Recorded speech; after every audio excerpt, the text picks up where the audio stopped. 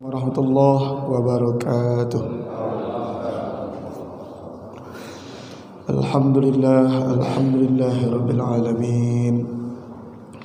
Nahmaduhu wa nasta'inuhu wa nastaghfiruh wa na'udzu billahi min shururi anfusina wa sayyiati a'malina. Man yahdihillahu fala mudilla lahu wa man yudlilhu fala hadiya lahu.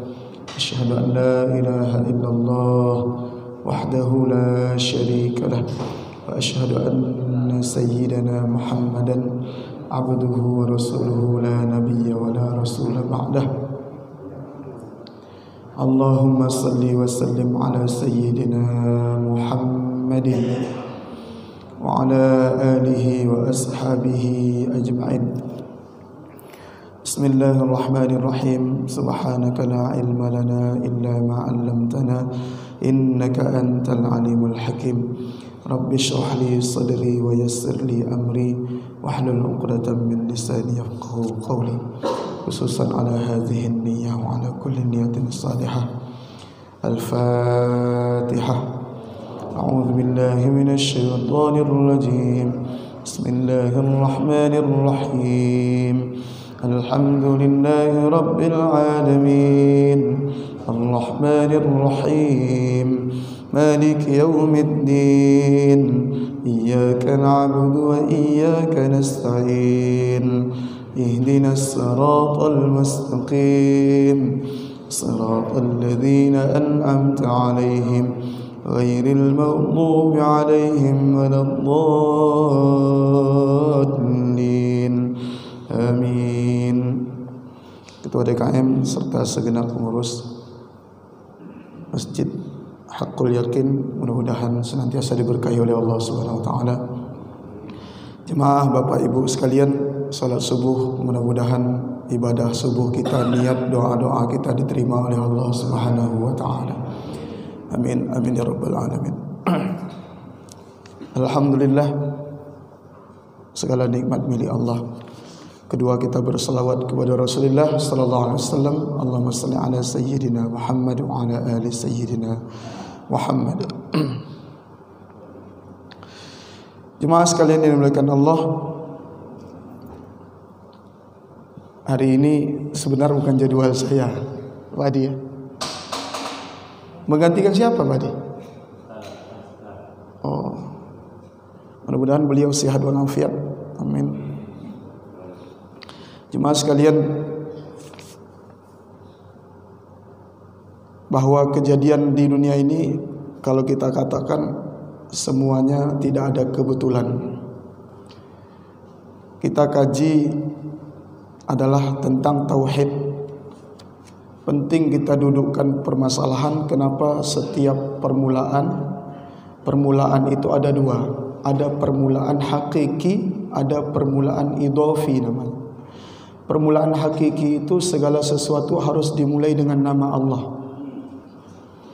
Itulah kenapa Bismillahirrahmanirrahim itu artinya dengan nama Allah yang Maha Pengasih, Maha Penyayang. Artinya itu ada kalimat sebelumnya. Aku mulai segala sesuatu dengan nama Allah. Dalam bahasa Arab, penggunaan Bismillahirrahmanirrahim itu bentuk kalimat yang kurang. Disebut di dalamnya ada namanya mubtada mahdzuf. Kalimat awal yang dihapus. Itu sebagai takdir, kira-kira makna dari awalnya adalah saya memulai segala sesuatu apapun itu dengan nama Allah. Jadi apapun yang terjadi di muka bumi ini semuanya dimulai dengan nama Allah. Allah menciptakan segala sesuatu itu dengan nama-nama.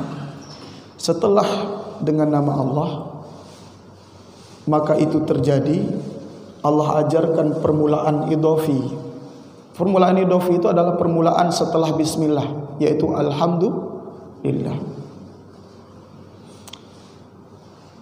Saya tanya, kalau kita salat itu baliknya ke kita bukan Pak? Bukan ke Allah kan? Kita rajin bersyukur baliknya ke ke kita. Apapun yang Allah perintahkan kepada kita itu baliknya ke kita. Pertanyaannya, apakah yang sampai kepada Allah? Yang sampai kepada Allah itu cuma satu. Yang sampai kepada Allah itu adalah keikhlasan. Yang lain gak pernah sampai. Salat yang mau banyak, mau datang tepat waktu, di awal waktu, banyak zikir, itu baliknya ke kita semua. Kenapa? Karena ketika Allah ingin membesarkan namanya, tidak butuh kita. Allah ingin membesarkan namanya, menaikkan derajatnya, tidak butuh kita. Jadi Allah menciptakan kita itu tidak punya maksud untuk meninggikan derajat Allah. Hanya Allah punya namanya sifat yang kita sebut namanya iradat. Apa arti iradat, Pak? Iradat itu berkehendak. Allah berkehendak, jadi. Enggak pernah pakai alasan. Ketika ada kata kun fayakun, jadilah maka jadi, enggak pakai alasan. Oleh karenanya kita ini sebenarnya ada orang rajin ibadah, ada orang yang enggak ibadah, itu semuanya udah diatur sama Allah. Nah, ini penting kajian tauhid.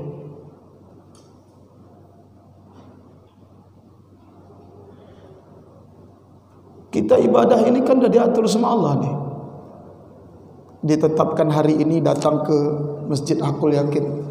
Padahal subuh besok belum tentu. Subuh kemarin juga kita mungkin ada yang libur subuhnya. Jangan sampai kita kajian tauhid, saya ingin bawa kepada kita bagaimana para ulama memahami tauhid.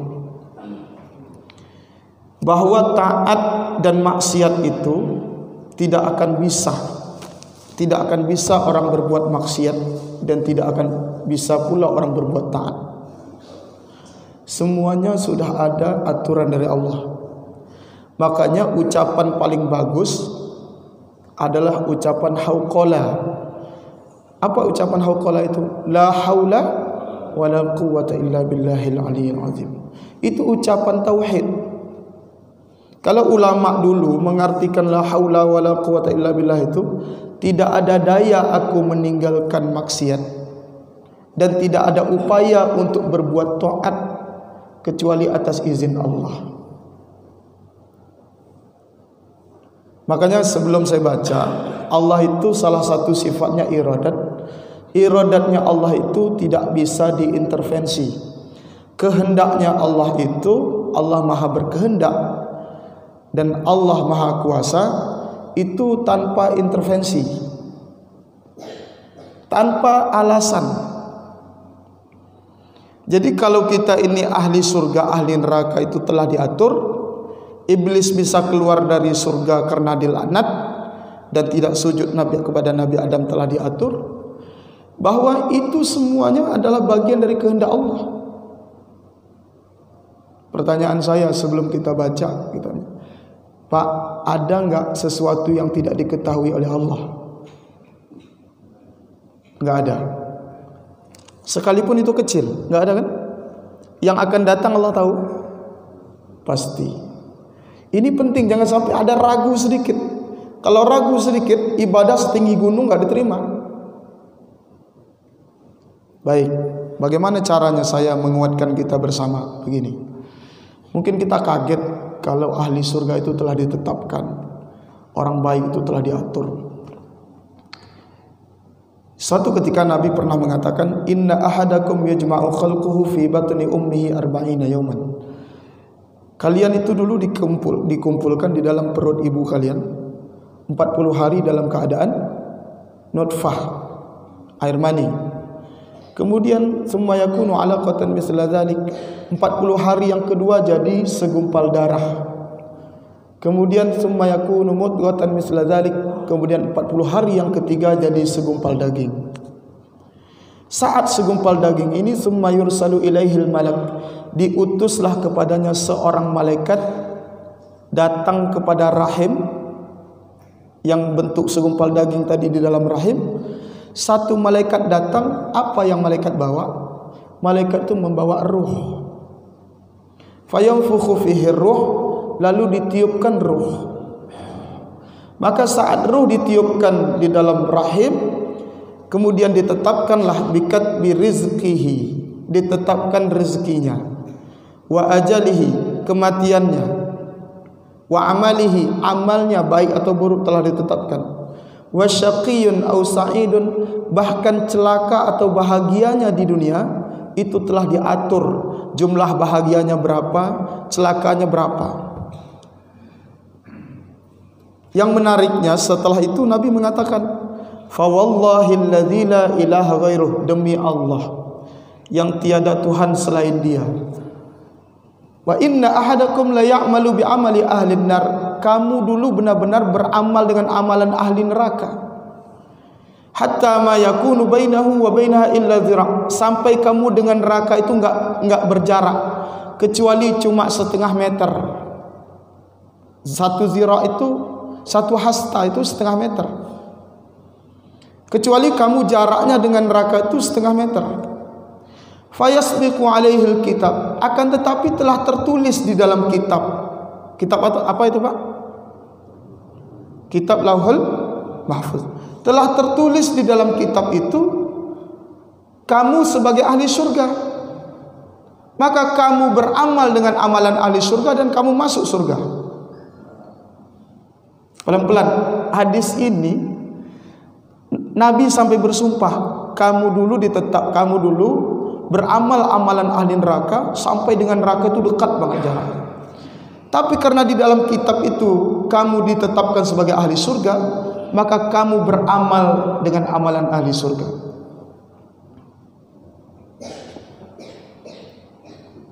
Begitu juga hadis yang lain. Hadis yang lain disebutkan yang panjang, lau anna awwalakum wa akhirakum wa insakum wa jinnakum qamu sa'idin wahid. Kalau seluruh umat manusia jin dikumpulkan dari dulu sampai sekarang, mereka berdiri di satu dataran lapangan yang sangat luas, semua mereka itu minta sama Allah, Allah kabulkan satu persatu tanpa kekurangan sedikit pun di sisi Allah.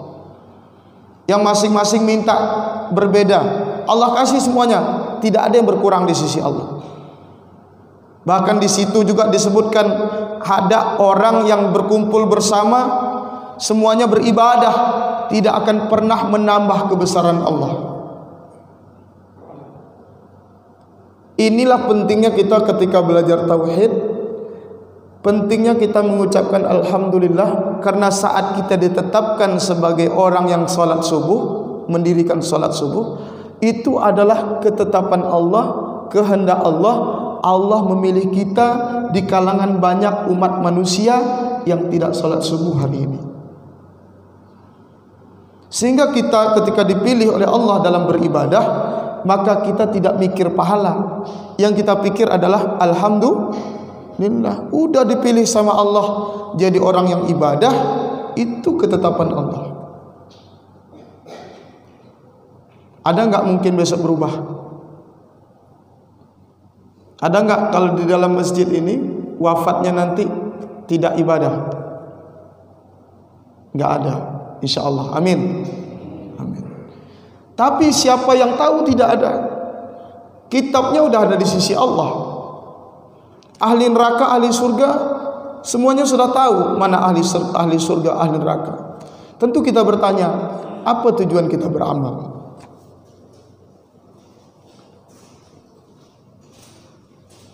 Itulah kenapa kemudian pertanyaan saya, Bapak Ibu sekalian, masuk surga dengan rahmat atau dengan amal?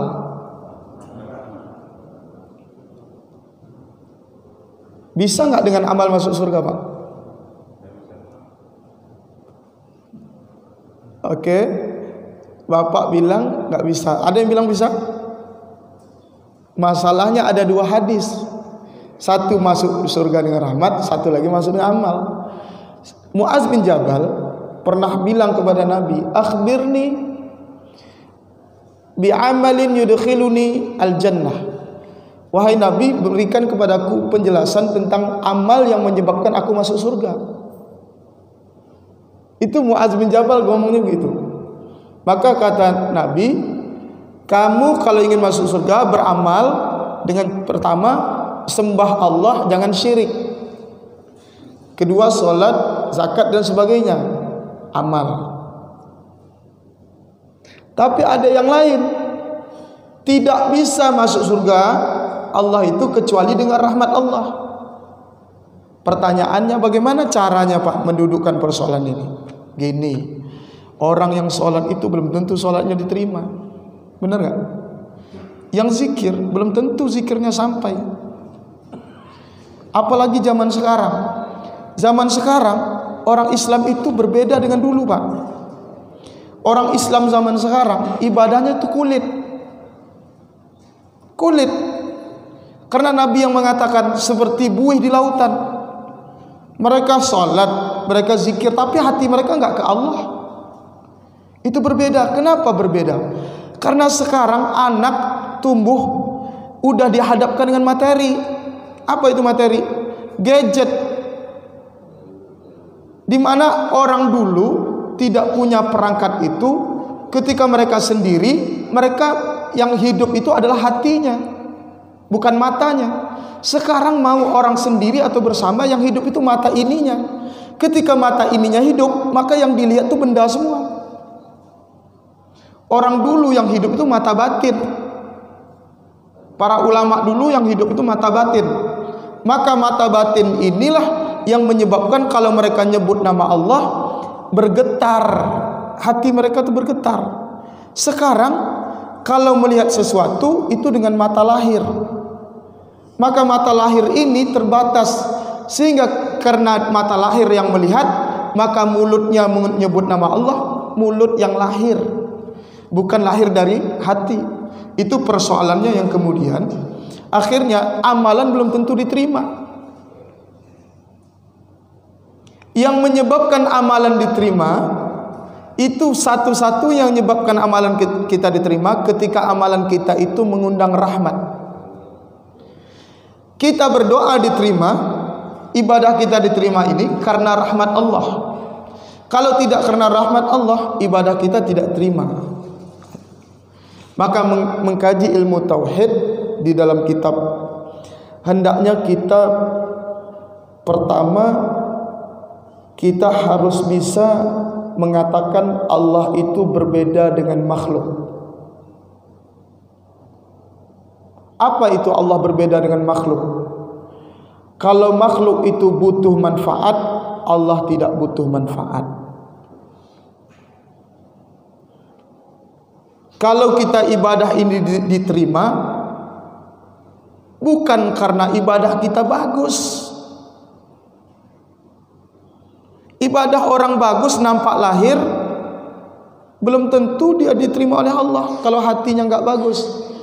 Makanya ibadah itu bagus dua-duanya, bagus lahir, bagus batin. Tidak boleh hilang salah satu.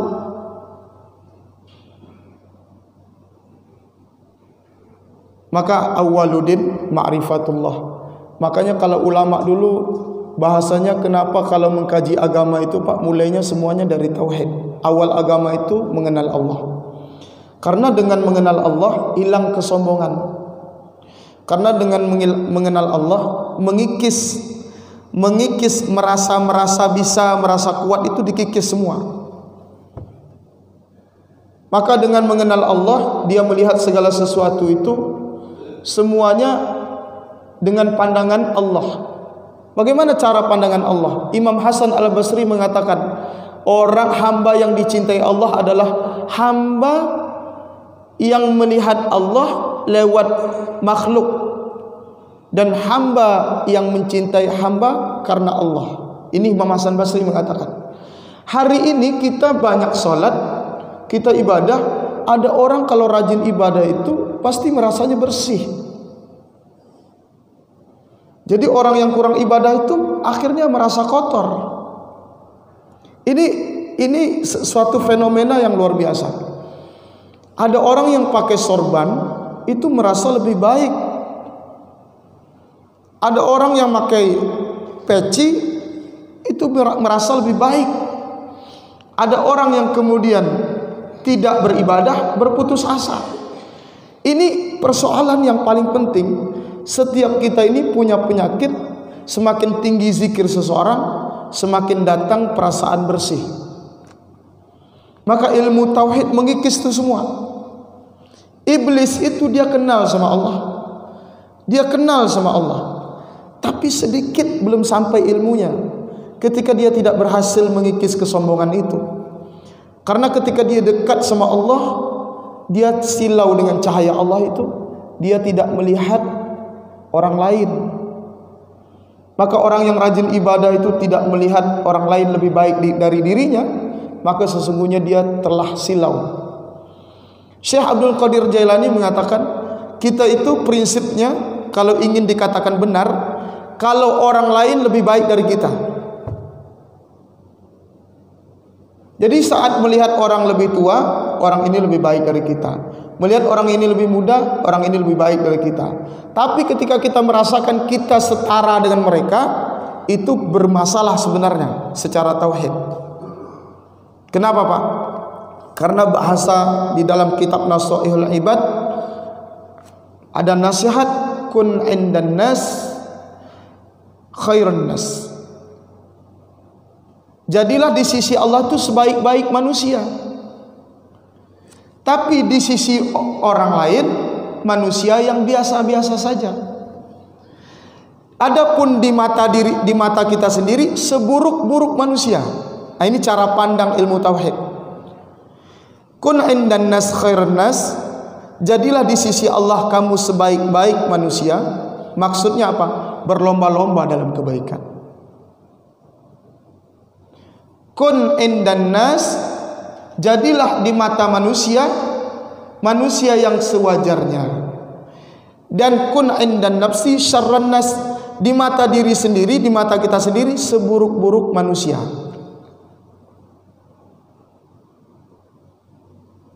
Inilah kemudian kalau kita berjalan Pak, pagi-pagi, siang, ibadah kita ini kan diuji nih, setiap hari melihat orang, setiap hari melihat makhluk. Ulama dulu semut, dia pulang ke rumah, semut nyangkut di baju, semutnya dibalikin. Di mana dia tempat nyandar di sebatang pohon, dia ingat dibalikin tuh semut. Takut semut kehilangan induknya. Orang-orang kok bisa ibadahnya begini, ulama. Kadang kita kalau semut di kamar mandi, kita siram. Ya enggak? Kita siram kencang.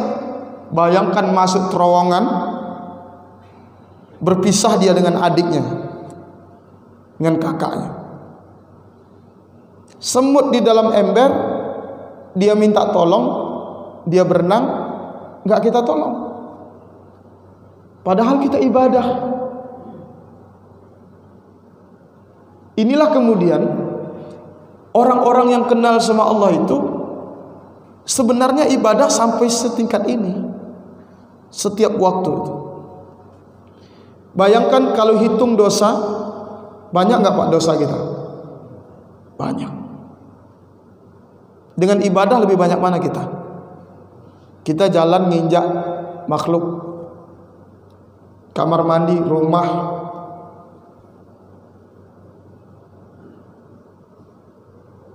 Inilah kemudian pentingnya bahwa orang-orang yang kenal sama Allah itu, dia melihat bahwa semua yang terjadi di alam semesta ini adalah perbuatan Allah. Tidak ada kebetulan. Tidak ada kenapa kita jadi manusia, kenapa semut jadi semut, kenapa masing-masing itu tidak ada pesan dari awal. Kita nggak pernah request, kita nggak pernah minta. Bahkan manusia ketika dipilih mau jadi tanah atau jadi manusia, banyak di akhirat mengatakan alangkah indahnya kalau, alangkah bagusnya kalau saya jadi tanah saja. Ya nggak? Ada di akhir surah An-Naba itu.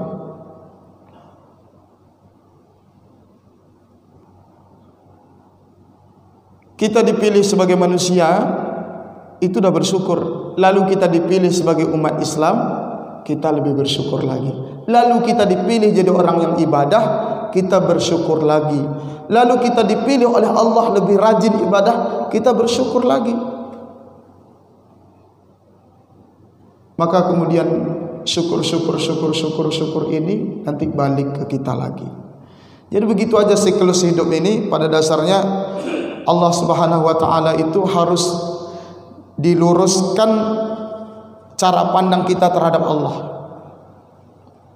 Jadi dalam mengkaji tauhid, kitab-kitab tauhid itu pada dasarnya sifat 20 yang pernah kita kaji dulu, ataupun sekarang dengan sifat yang kita kenal, sifat uluhiyah, rububiyah, asma wa sifat. Kalau yang dari Arab Saudi itu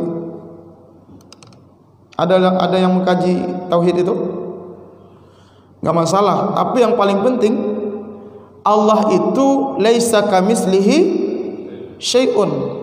Intinya Allah itu tidak sama dengan makhluk. Allah tidak bertempat, Allah tidak berarah, Allah tidak bisa dibagi-bagi, Allah bersuara tidak dengan kata-kata, huruf, tidak dengan perantara. Nabi Musa pernah berbicara dengan Allah, itu bukan dengan kata-kata. Allah pernah berbicara dengan Nabi Musa, bukan dengan kata-kata.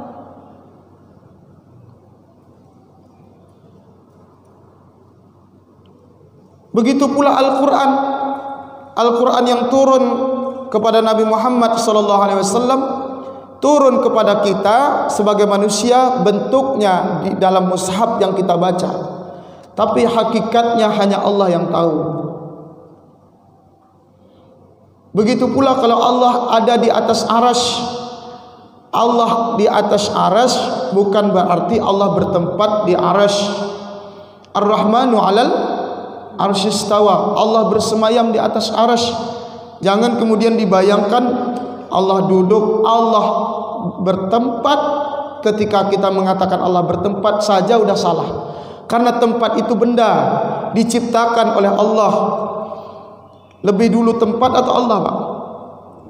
Allah. Artinya Allah ciptakan tempat, Allah tidak butuh tempat. Kalau Allah bersemayam di atas arasy, maka Allah menguasai.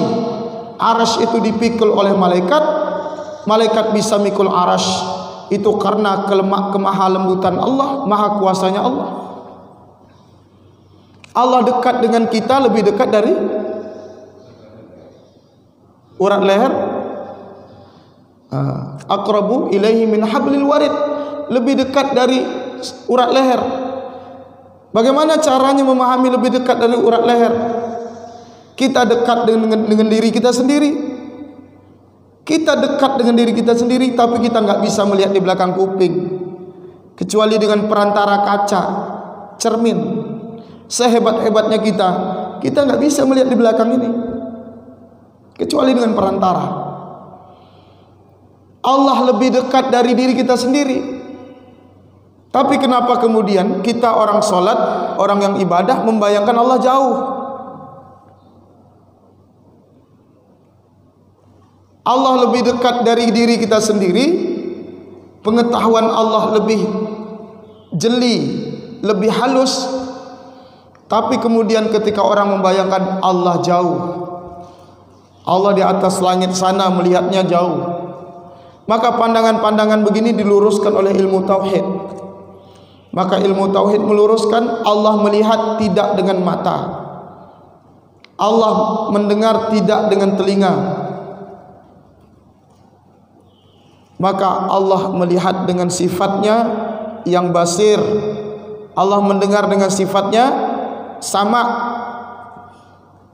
basar, melihat dengan basar, mendengar dengan sam'un.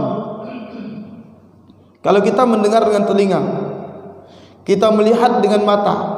Sebenarnya kita tidak melihat dengan mata, Pak. Kita tidak melihat dengan mata. Buktinya ada orang yang tidak punya mata tapi bisa melihat. Ada nggak? Tidak bisa melihat matanya tapi hafal Quran. Bisa hafal Quran. Matanya buta, tapi bisa hafal Quran. Telinganya nggak mendengar, ada bisa hafal Quran. Itu artinya apa? Manusia itu sebenarnya tidak mendengar dengan telinga, melihatnya tidak dengan mata sebenarnya. Allah tunjukkan itu. Ada manusia yang matanya nggak ada bisa melihat. Allah tunjukkan memang sebenarnya nggak melihat dengan mata, tidak mendengar dengan telinga. Telinga dan mata ini hanyalah perantara di mana diri kita ini pada dasarnya ada dua sisi, sisi ruh dan sisi jasmani. Maka hari ini kenapa orang tidak bisa melihat dengan hati? Karena matanya lebih dominan. Kenapa orang tidak bisa mendengar dengan hati? Karena telinga jasadnya lebih dominan. Buktinya mimpi, pernah nggak kita mimpi? Kita mimpi, kita berbicara dengan orang, betul? Pernah Pak? Ada mimpi berbicara dengan orang? Ada. Yang berbicara, mulut kita tetap tidur, tapi kita bisa berbicara dalam mimpi. Itulah asal usul kita, Pak. Ruh ini dalam tubuh kita masuk. Ruh ini tauhid asal usulnya. Makanya kenapa kemudian bicara tauhid tanpa harus kita dalam-dalam tentang Allah, tentang ruh kita sendiri. Kita paham sebenarnya ruh kita itu mendengar tidak harus dengan telinga. Ruh inilah yang kemudian ketika dia masuk ke dalam tubuh, tadi ayat yang saya baca, wa nafsin wa ma sawwaha. Ruh masuk dalam tubuh, tidak lagi bergelar ruh, tidak lagi disebut ruh, tapi disebut nafsun. Nafsun itu artinya jiwa. Ruh masuk dalam tubuh tidak lagi disebut ruh, tapi disebut jiwa. Kenapa disebut jiwa? Ruh itu tadi geraknya cepat. Masuk dalam badan, geraknya lambat. Maka dia berubah, tidak lagi disebut ruh, disebut jiwa. Ruh ini masuk ke dalam tubuh. Tubuh ini punya potensi baik dan buruk. Ingat, saya ingin mengajak kepada kita, bukan ruh itu yang buruk, Pak. Bukan ruh yang buruk. Tapi jasad kita ini memang membawa bakat baik dan bakat buruk. Kenapa bakat baik dan bakat buruk itu ada di jasad? Karena jasad kita ini asal usul dari tanah. Tanah itu ada tanah baik, tanah buruk. Kok bisa saya mengatakan begini? Ketika Nabi Adam diciptakan, innallaha khalaqa Adam min qabdatin qabadahal ard. Ketika Allah menciptakan Adam dari segenggam tanah, tanah itu dicampur, tanah merah, tanah putih, tanah hitam, tanah antara tanah merah dan tanah putih, ada tanah baik, ada tanah buruk, ada tanah yang berlumpur, ada tanah gersang. Itu semua dicampur. Ada tanah subur. Makanya bakat tanah yang buruk tadi nanti jadi Nabi Adam. Nabi Adam itu kemudian bahannya dari tanah, keturunannya ada warna putih, ada warna merah kulitnya, ada warna hitam, ada campur sawo matang.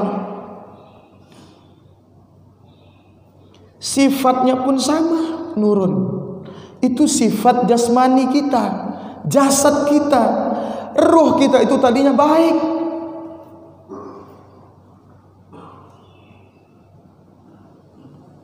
Makanya ruh itu bertauhid asal usulnya. Ruh itu kenal sama Allah. Ruh itu kalau nggak kenal sama Allah, Pak, maka ruh itu tidak dititip. Ruh itu kenal sama Allah. Semuanya ruh kenal sama Allah. Semua ruh kenal sama Allah. Kenapa? Karena ruh itu dari Allah. Makanya pelan-pelan. Kullu mauludin yuladu 'alal fitrah. Setiap bayi yang dilahirkan dalam keadaan fitrah, tauhid, suci semua. Kenapa? Karena ruh saat masuk ke dalam tubuh bayi itu masih kecil, bakatnya belum berkembang, ya, maka kemudian ruh ini masih terjaga, dia fitrah sampai usia dia akil baligh.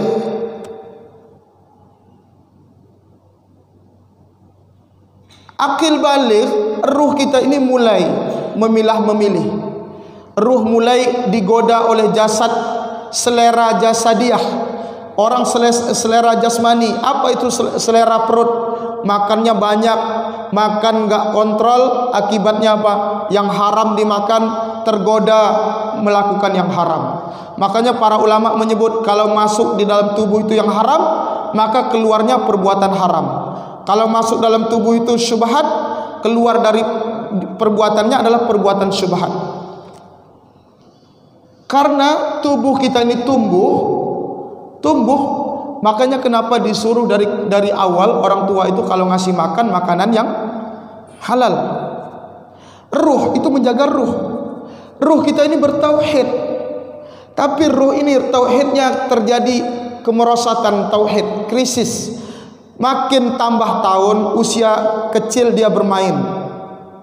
Usia 7 tahun tidak disuruh sholat, 8 tahun tidak disuruh sholat, 9 tahun tetap enggak sholat, 10 tahun tidak sholat, 11 tahun enggak sholat, 12 sampai usia 14 tahun, 15 tahun akil baligh dia tidak sholat. Maka ruh ini dia tergoda, mulai dikuasai oleh syahwat. Syahwat itu melekat pada jasad. Makanya orang banyak makan syahwatnya naik. Orang yang kurang makan syahwatnya turun. Itu rumusnya. Syahwat itu tumbuhnya kapan?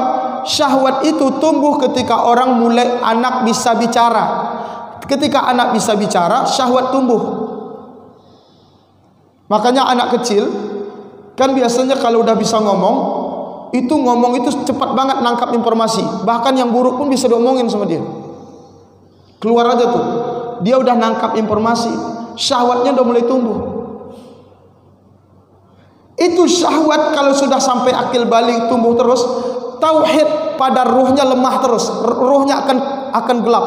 Ruhnya akan gelap. Ketika ruh gelap, tauhidnya lemah, itu anak makin jauh dari Allah. Itulah kenapa kalau usia masih kecil meninggal masih aman, karena ruhnya masih bersih, tauhidnya mantap. Tapi ketika udah dewasa, banyak dosanya, ruhnya gelap, tauhidnya lemah. Kita ini ketika menghadap Allah bukan bawa solat.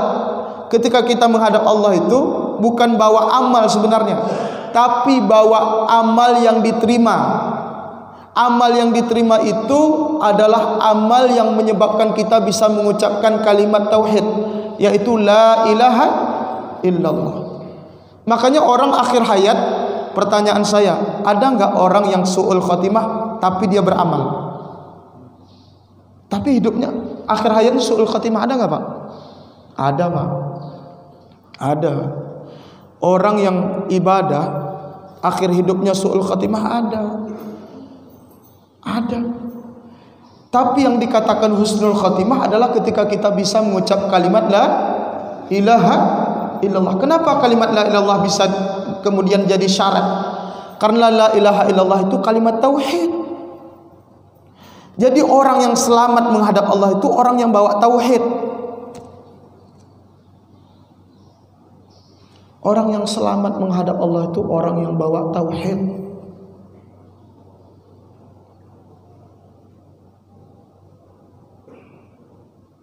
Orang bawa tauhid itu nggak mungkin riak. Orang bawa tauhid itu nggak mungkin sombong. Orang bawa tauhid itu nggak mungkin putus asa. Itu nggak mungkin. Orang bermaksiat, tauhidnya benar, lebih bagus daripada orang beramal, tauhidnya nggak benar. Itu rumus Pak. Makanya ilmu tauhid ini, ilmu kenal sama Allah ini, sifat-sifat Allah itu hak. Jadi jangan sampai kemudian cara pandang kita dengan Allah ini salah. Maka saya ingin sampaikan, setidaknya di dalam kitab sering mengatakan jangan samakan Allah dengan jisim, dengan tubuh. Jangan samakan Allah dengan benda. Jangan samakan Allah dengan angin. Jangan samakan Allah dengan udara. Jangan samakan Allah dengan halilintar. Jangan samakan Allah dengan guruh. Jangan samakan Allah dengan apapun yang Dia ciptakan.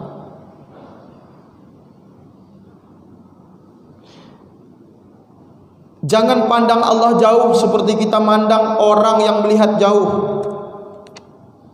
Jangan kita pandang Allah melihat dengan matanya, karena itu akan membayangkan makhluk.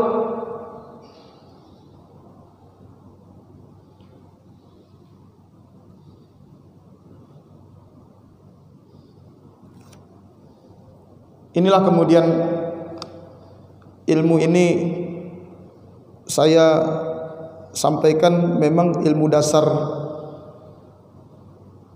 Maka orang kalau sudah bertauhid kepada Allah, dia akan tahu iblis terima masuk neraka, terima, karena tauhid, Pak. Iblis terima masuk neraka karena tauhid.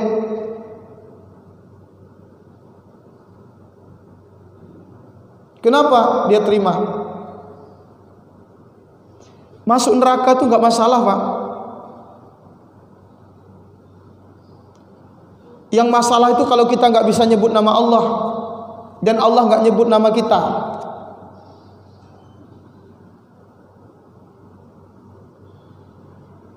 Yang dicari surga neraka atau Allah? Orang tauhid kan nyarinya Allah. Yang repot kalau kita, nama kita tidak disebut oleh Allah dan kita tidak bisa nyebut Allah. Itu lebih repot. Iblis masuk neraka, dia bisa nyebut Allah, Allah sebut nama dia.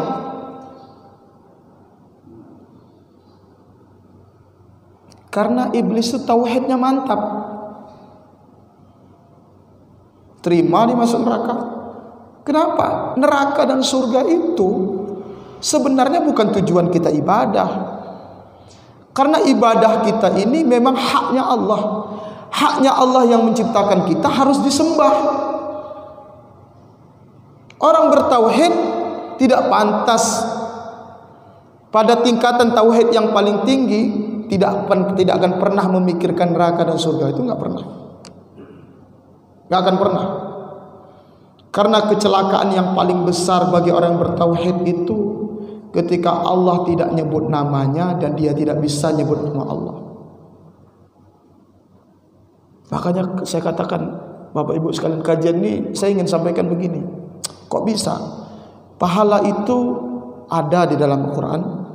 Pahala itu motivasi. Surga neraka itu hadiah dari Allah.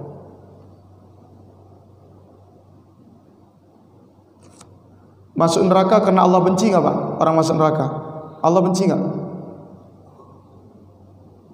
Masuk surga Allah suka? Enggak. Masuk neraka dan masuk surga itu bukan soal suka benci. Allah kan yang menciptakan makhluknya. Dari awal Allah sudah menetapkan. Coba kita pikir ulang, Pak. Kita pikir ulang. Kenapa bisa iblis itu keluar dari surga? Ibadahnya udah ribuan tahun. Coba kita pikir, Pak.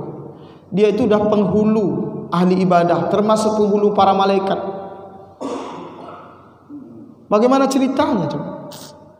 Iblis bisa keluar dari surga, tidak sujud sama Nabi Adam, tapi bisa godain Nabi Adam masuk ke surga lagi nanti.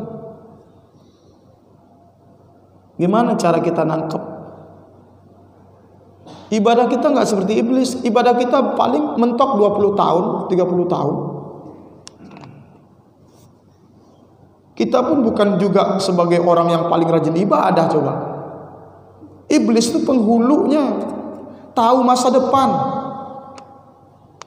Paling dekat dengan Allah, paling dekat dengan Allah. Takdirnya beda tuh.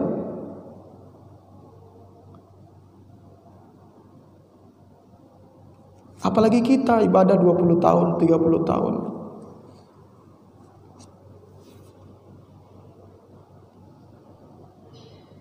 Inilah hakikat memahami Allah, sifat-sifat Allah.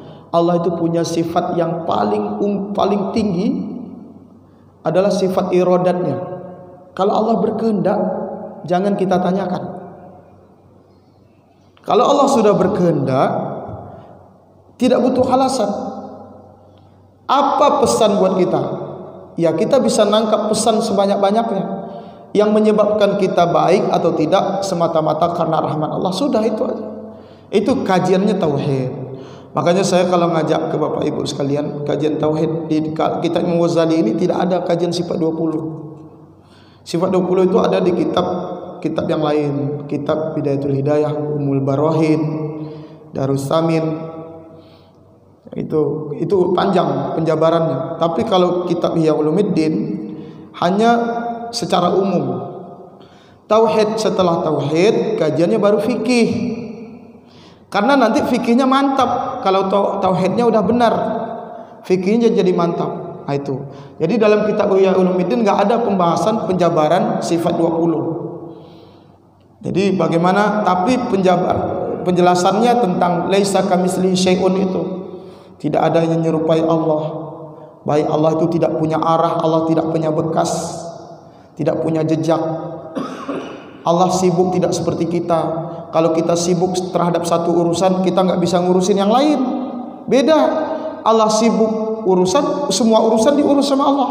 Kalau kita urus satu urusan, sibuk banget, tapi nggak bisa ngurus yang lain. Itu bedanya. Makhluk itu nggak bisa sibuk dalam banyak hal. Allah sibuk dengan perbuatannya dan tidak ada lelah, tidak ada capek. Allah tidak lupa, tidak tidur. Allah mengurus makhluknya terus mengurus makhluknya dengan kehendaknya.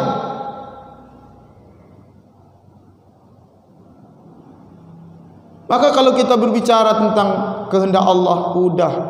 Kalau bicara kehendak Allah, yang diciptakan sama Allah ini nggak ada yang kekal.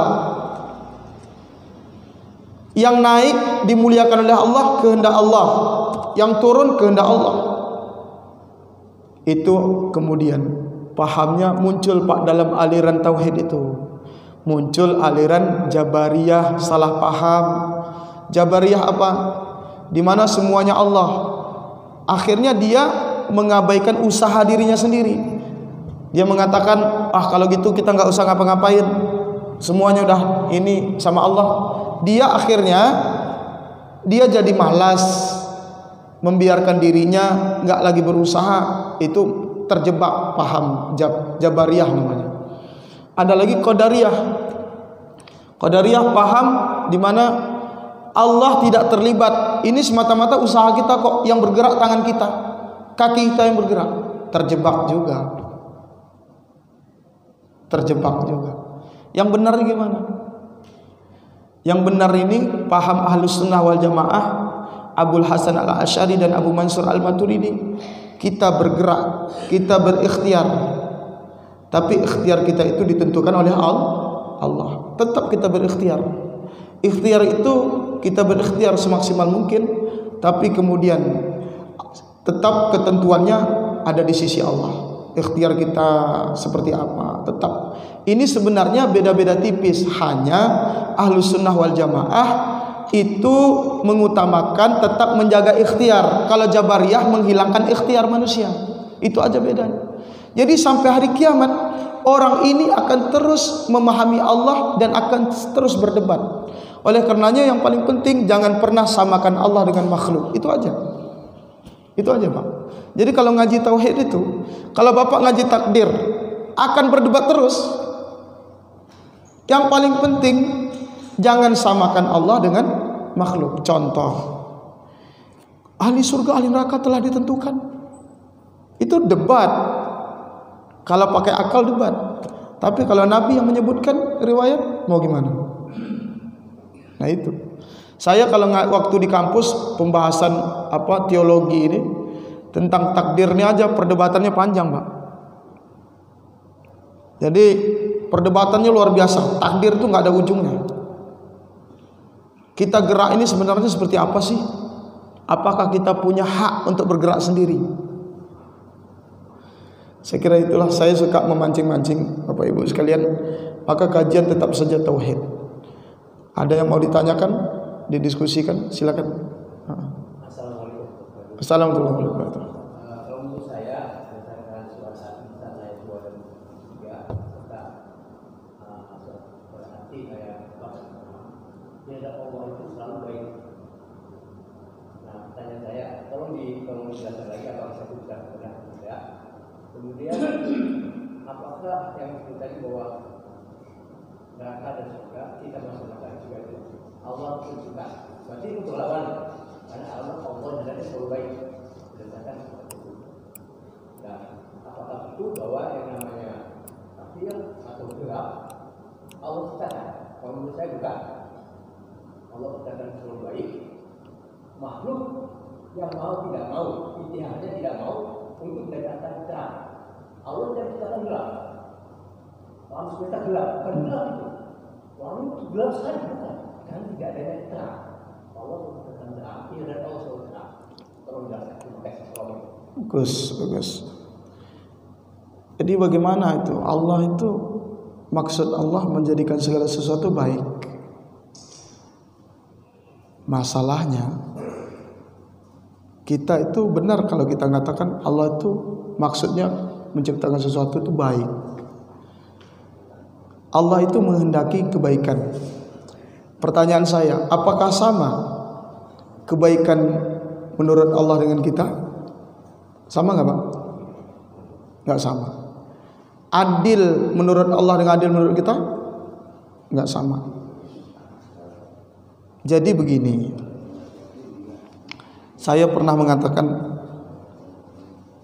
Allah itu kan tidak punya pasangan, karena Allah itu tunggal.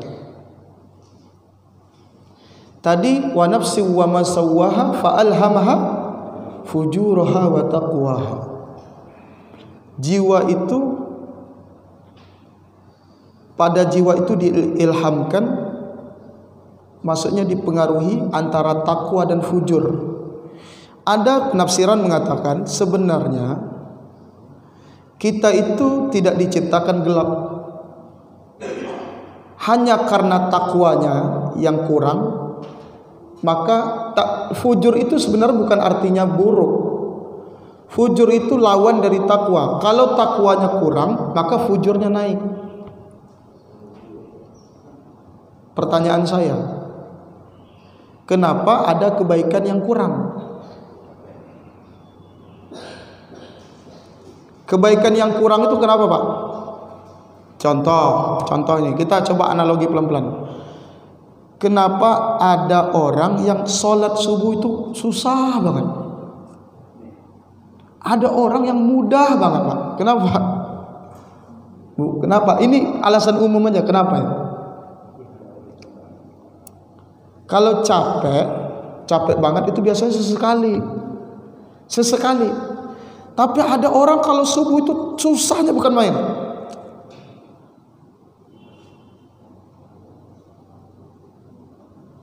Dia pengen subuh Pak, tapi subuhnya susah bukan main. Itu pertanyaan saya, kebaikannya kurang nggak tuh? Kurang nggak kebaikan? Kurang. Orang kalau banyak maksiat, kebaikannya itu akan berkurang. Ibadahnya jadi berat. Maksiat itu datangnya dari syahwat. Syahwat itu datangnya dari dunia. Syahwat itu datangnya dari dunia. Tumbuhnya syahwat dunia. Dunia ini kalau kita suruh makan itu dunia. Tapi kalau makannya kebanyakan, bikin kita malas. Kalau tidur itu baik, tapi kalau tidurnya kebanyakan banyak tidur, malas ibadah. Pertanyaan saya, dunia ini Allah ciptakan sebenarnya baik atau buruk? Baik. Dunia ini baik ketika kita mengambil sekedarnya. Buruk kalau kita ngambil banyak, berlebihan. Artinya Allah menciptakan makhluk itu berpasang-pasangan. Kita harus paham, Allah menciptakan makhluk itu berpasang-pasangan. Bukan berarti Allah itu ingin buruk, bukan. Kenapa ada orang disebut baik? Karena ada orang buruk. Kenapa ada orang yang rajin sholat? Karena ada orang yang malas sholat. Kenapa ada orang yang khusyuk? Kenyataannya banyak yang nggak khusyuk. Apa tujuannya? Saya tanya Pak, tujuan berpasangannya apa?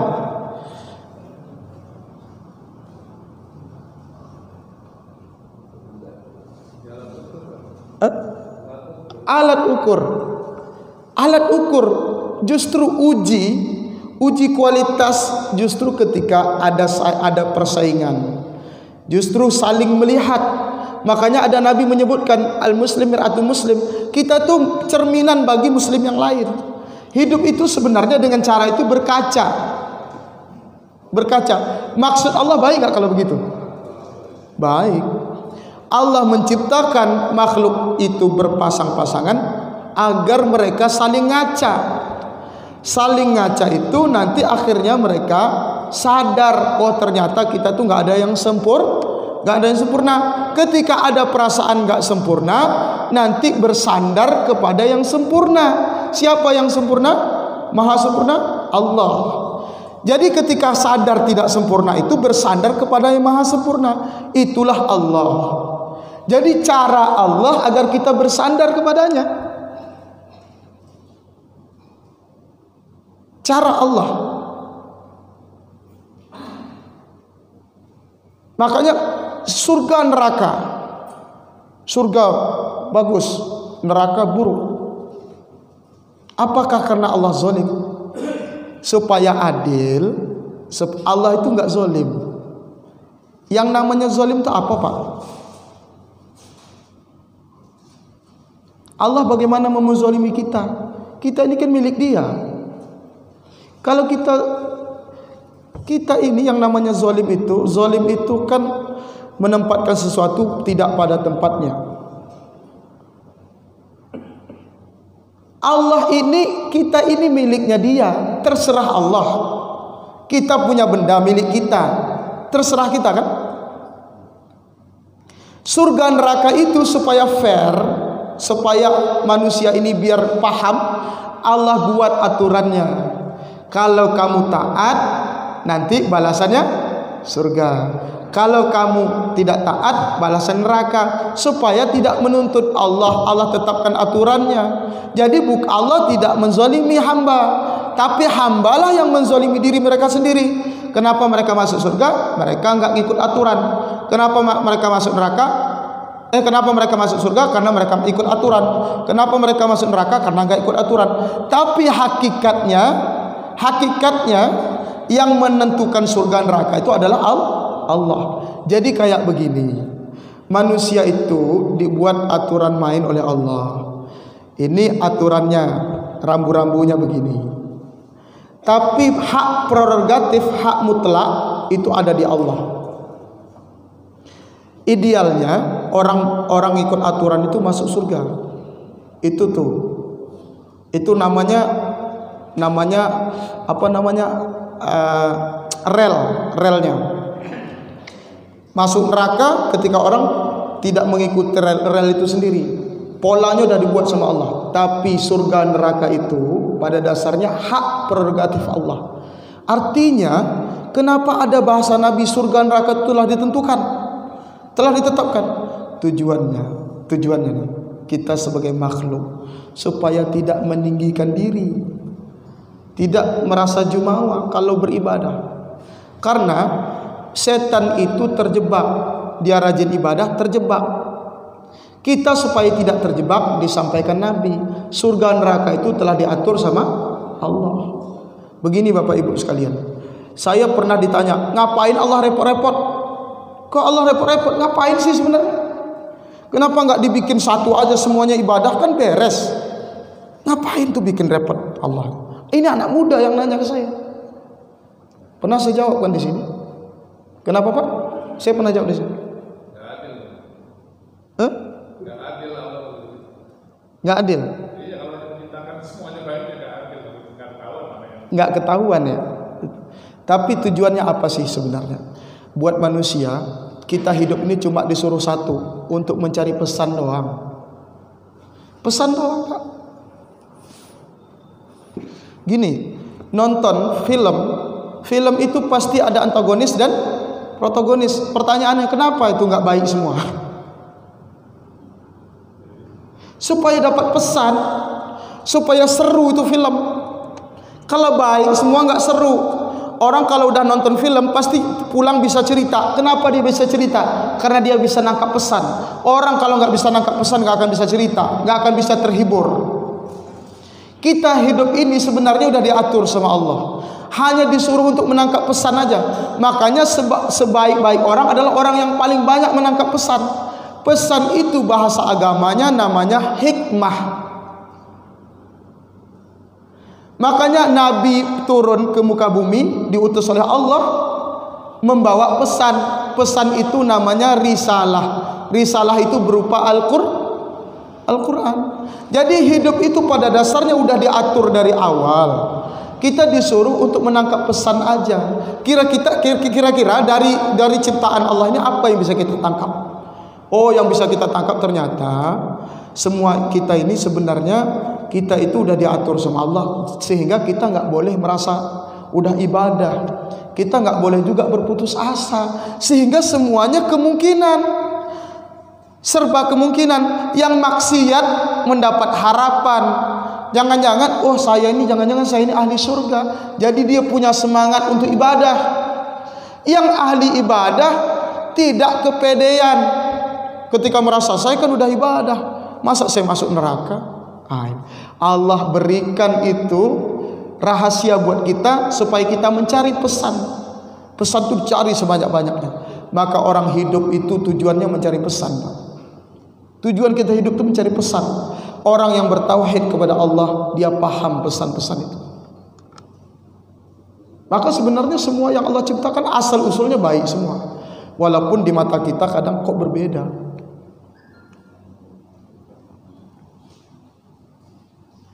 Nah, ini ada lagi, Pak. Kalau kita dikasih kebaikan sama Allah, kita ucap alhamdulillah.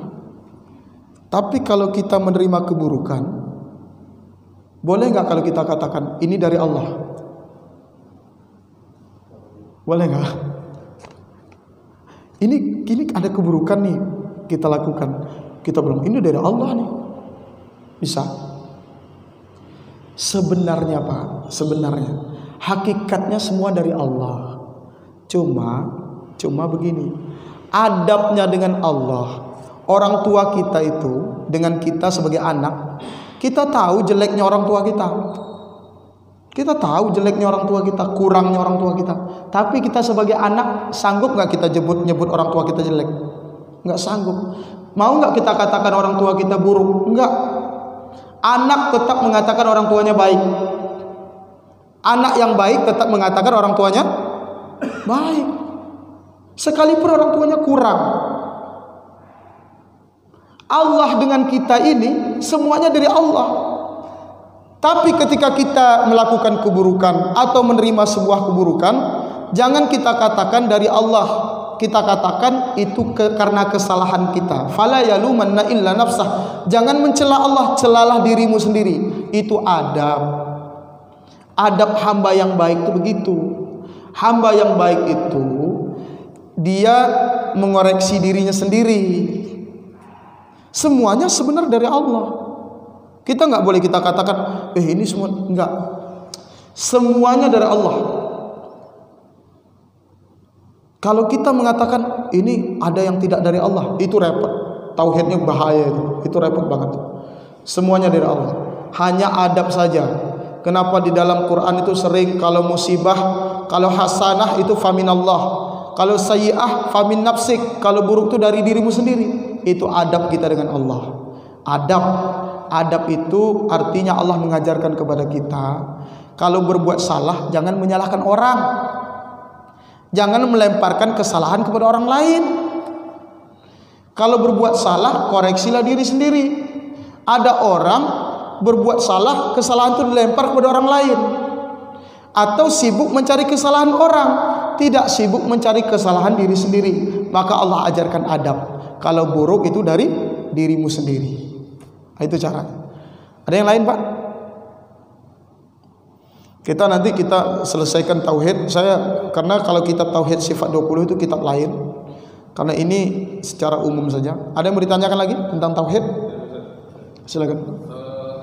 Bagaimana kita cara menetralisir? Menetralisir artinya begini. Tadi semuanya dari Allah, sehingga muncul kalau semuanya dari Allah, kita ngapain? Peran kita apa? Kita mau masuk surga, udah ditentukan Allah. Orang itu udah ditentukan. Lalu peran kita apa? Nah, kita tahu itu seperti itu. Tapi bagaimana caranya untuk memotivasi kita tetap bahwa kita yakin bahwa kita tidak masuk surga, kira-kira gitu. Nama netralisir itu yang bagus. Ini sahabat pernah bertanya ke Nabi begitu juga.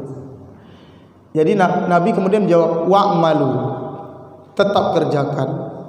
Innahu la yasirun ala man yassarallah. Ala man yassarallahu lah.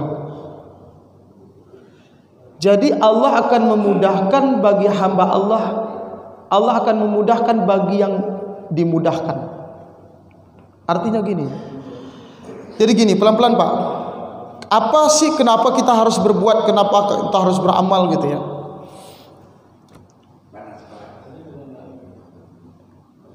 La yasirun ala ma khuliqalah. Sesuatu itu dimudahkan berdasarkan penciptaannya.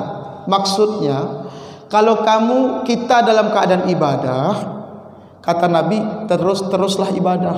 Teruslah ibadah, jaga ibadah itu.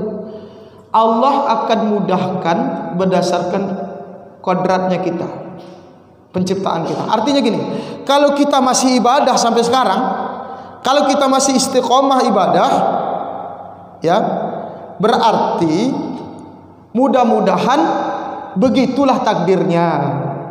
Kata Nabi, begitulah takdirnya, mudah-mudahan. Makanya Nabi bilang ke sahabat, kamu jaga ibadahmu sebisa mungkin, kamu rasakan, kamu istiqomah, karena Allah mudahkan bagi hamba yang Dia mudahkan, bagi hamba yang dimudahkan. Karena sesuatu itu dimudahkan berdasarkan penciptaan. Kalau itu diciptakan sebagai ahli surga, dia akan istiqomah ibadah. Kalau dia diciptakan sebagai ahli neraka, suatu saat dia akan berhenti ibadah.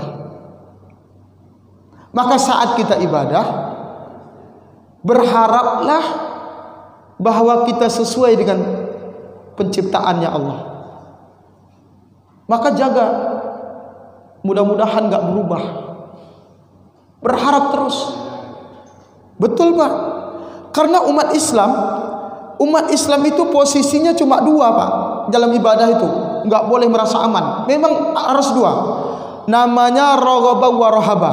Apa itu roghaba wa rohaba? Harap-harap cemas. Memang harap-harap cemas. Nggak boleh merasa saya udah ibadah banyak. Harap-harap cemas. Semua kita tanpa terkecuali harus harap-harap cemas. Satu yang nggak pernah cemas, malaikat.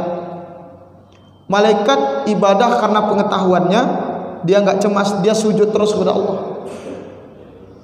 Yang satu lagi hewan, dia bebas tanpa ilmu pengetahuan, dia bebas. Dia bebas dengan kebodohannya, dengan nalurinya yang berjalan sendiri. Dia bebas. Manusia, dia harap-harap cemas. Oleh karenanya, apa guna kita ikhtiar? Nabi hanya jawab, berikhtiarlah.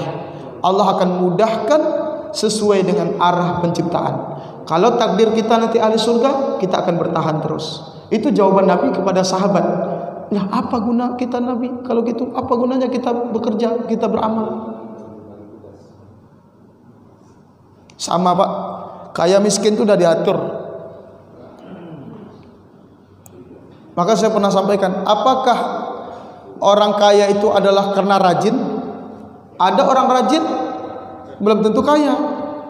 Apakah orang kaya itu karena sekolah tinggi? Ada orang sekolah tinggi, enggak kaya. Jadi itu semuanya udah diatur. Oh enggak Ustadz, karena ikhtiar, karena kerja keras. Lah, yang kamu itu kerja keras, emang itu enggak kerja keras. Cuma bedanya, kamu kerja keras ketemu jalannya. Kan begitu. Kamu kerja keras nyari, ketemu jalannya. Yang itu kerja keras nggak ketemu jalannya. Pertanyaannya, siapa yang ngasih jalan itu? Allah, cuma lewat hamba, lewat perantara teman, saudara, keluarga, kan begitu. Maka saya katakan, bagaimana cara memahami kaya miskin? Kalau begitu, wah udah diatur.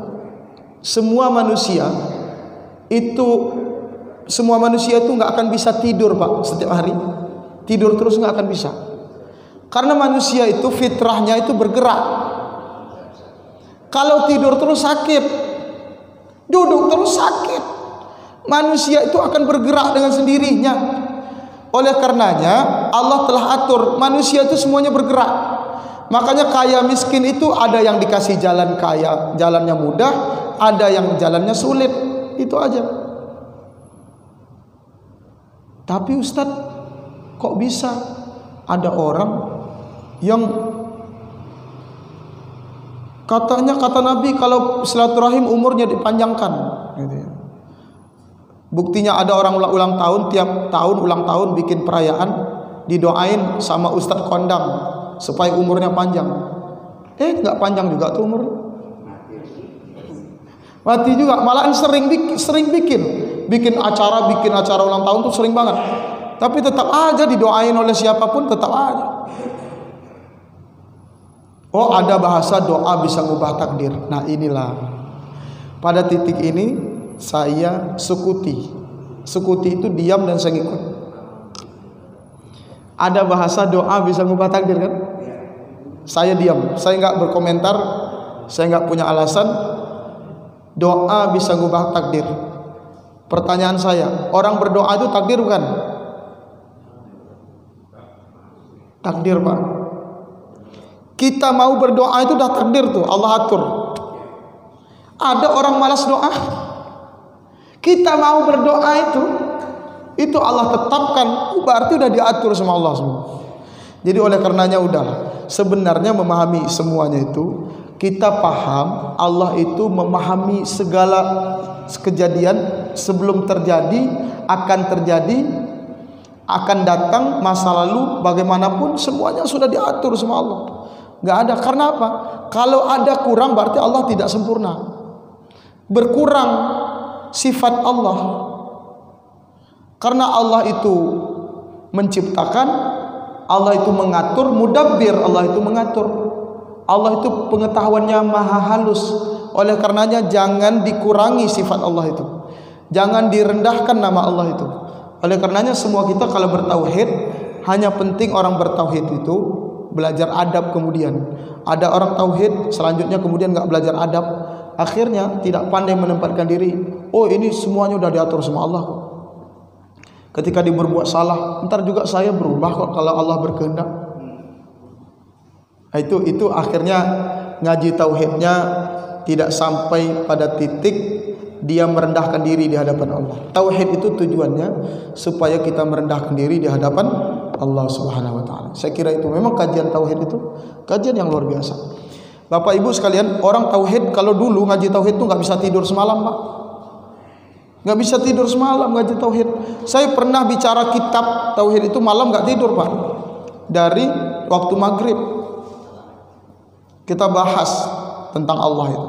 Ilmu tauhid itu memang bertahap. Pembahasan tauhid itu bertahap. Jadi tidak bisa dipaksakan. Tapi karena saya paham yang di sini insya Allah orang-orang yang paham semua berpendidikan sampai berpikir ke sana, sehingga saya mengajak Bapak Ibu sekalian berpikir lagi di rumah tentang Allah. Pelajari lagi. Ingat yang kita bawa menghadap Allah itu tauhid. Saya katakan ibadah setinggi gunung, tauhidnya enggak benar, enggak akan pernah sampai kepada Allah. Wallahi, enggak akan pernah sampai. Karena yang diterima sama Allah itu adalah tauhidnya kita. Oleh karenanya orang kalau udah tauhidnya benar, ibadahnya jalan, maka itu udah sempurna, mantap. Maka manusia yang paling bagus tauhidnya adalah Nabi Muhammad sallallahu alaihi wasallam. Mudah-mudahan semua kita diberi kepahaman. Nanti tauhid ini sudah selesai sampai sini. Kita ngajinya fikih, karena dalam tauhid Ihya Ulumuddin tidak disampaikan sifat-sifat itu, diperinci tidak, kecuali kalau mau buka kitab yang lain. Kalau mau ke kitab yang lain nanti saya bawa, nanti tinggal nanti Pak Hadi aja ngasih kabar. Kalau mau kitab yang lain, kita tauhid, pembahasan tauhid, saya bawa kitab yang lain. Kalau Ihya Ulumuddin dah terbatas pembahasannya, kecuali nanti panjangnya di fikih. Ihya Ulumuddin nanti fikih sama akhlak. Itu Pak Adi ya. Nanti kalau mau ngaji tauhid Pak, kitab lain saya bawa. Tapi kalau enggak mau pusing, ya lanjut fikih. Saya kira itu saja. Mudah-mudahan hari ini hari yang berkah. Semua urusan kita dimudahkan oleh Allah Subhanahu wa taala, dan kita mudah-mudahan hari ini semua tauhid kita benar dan ibadah kita diterima oleh Allah Subhanahu wa taala. Amin. Amin ya rabbal alamin. Tutup baca hamdalah. Alhamdulillahirabbil alamin. Subhanallah wa bihamdihi, subhanakallahumma bihamdika asyhadu an la ilaha illa anta wa astaghfiruka wa atubu ilaik. Wassalamualaikum warahmatullahi wabarakatuh.